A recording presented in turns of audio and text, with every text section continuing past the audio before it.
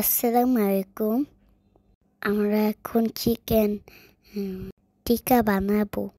চলেন বানানো শুরু করি। প্রথমে নিয়েছি 2 পিস পাউরুটি। সাইডের অংশ কেটে নিচ্ছি। রুটিগুলো পিস পিস করছি। সবগুলো ছোট ছোট করছি। রুটিগুলো হাত দিয়ে গুঁড়া করে নেব। গুঁড়া করা শেষ। রুটিগুলো একটি প্লেটে রেখে দেব। এখন সিদ্ধ করা চিকেন চামচ দিয়ে জোড়া করব। চিকেনটা জোড়া করা শেষ। চিকেনটা সাইড করে দিয়ে কাঁচামরিচ কেটে নেব। কয়টা কাঁচা পেঁয়াজ কেটে নেব। টিক্কার উপকরণ গুঁড়ো রেডি। উপকরণগুলো মেখে নেব। রুটির গুঁড়া দিয়ে দিলাম, চিকেন দিয়ে দিলাম,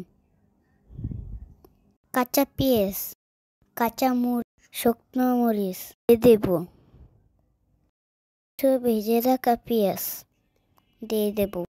গুঁড়ো মরিচ গুঁড়ো, দারচিনি গুঁড়া, স্বাদ মতো লবণ, একটু টেস্টি সস, সাথে সয়া সস, ধনে পাতা,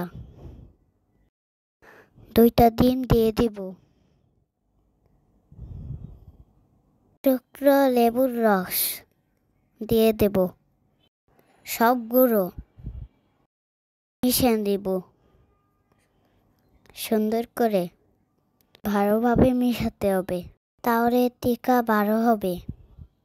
এখন কিছু আটা দিয়ে দেব করে শক্ত করানোর জন্য।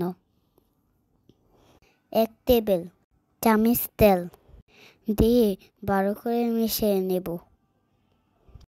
মিশানো শেষ।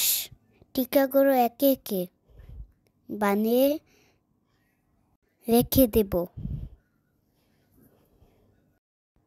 আমাদের টিক্কা বানানো শেষ। আমরা কিছু টিক্কা ভেজে নিচ্ছি। আমাদের টিক্কার ফাইনাল লুক। ভালো লাগলে লাইক, সাবস্ক্রাইব, কমেন্ট করুন। টাটা।